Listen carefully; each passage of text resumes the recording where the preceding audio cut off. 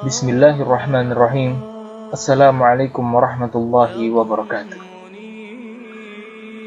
Bangun dari kelalaian. Ihdinas siratal mustaqim, siratal ladzina an'amta 'alaihim.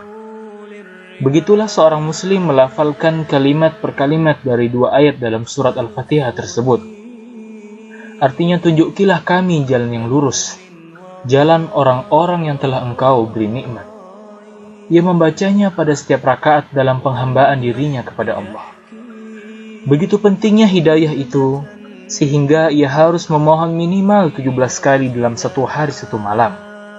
Karena ia tahu bahwasannya ia sangat membutuhkan hidayah, sejumlah napas yang keluar masuk tubuhnya.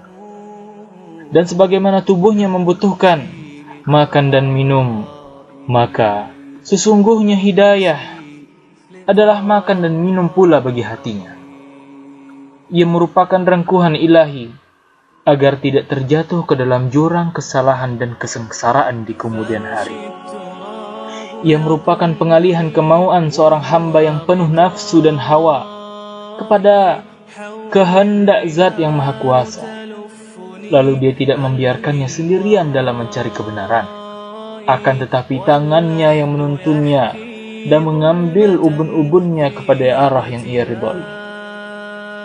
Orang yang baru timbul kesadarannya dalam menerima Islam, seperti orang yang terbangun dari tidur panjangnya, atau seperti orang yang sadar dari mabuknya.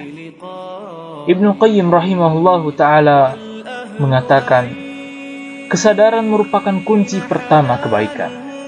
Sesungguhnya orang yang lalai dalam mempersiapkan diri untuk bertemu dengan Rabb-Nya dan lupa dengan bekal hari kepulangannya, seperti orang yang tidur bahkan ia lebih parah.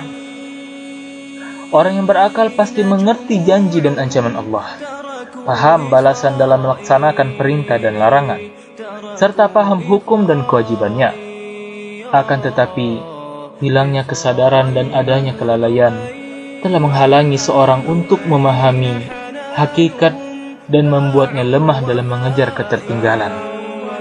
Itulah kelalaian yang selama ini membuat ia belum sadarkan diri dalam pingsan yang panjang, condang, dan empati dengan dorongan syahwat, hingga kecenderungannya menguat dan ia terbenam dalam lumpur syahwat.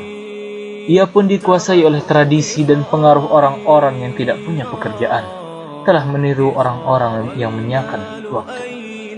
Dalam ketidaksadarannya, bersama orang-orang yang pingsan dan dalam mabuknya yang panjang itu, ketika mata hatinya telah terbuka dalam satu pekikan dari suara kebenaran, ia pun sadar, dan barulah terasa baginya seruan Allah. Jika yang terjadi pada seorang hamba demikian, maka hal itu pertanda baik. Berarti jejak-jejak kasih sayang Allah subhanahu wa ta'ala sudah mulai tampak di halaman kalbunya. Awan mahabbah dan kabut cinta Allah sedang datang berarak-arak menuju langit hatinya.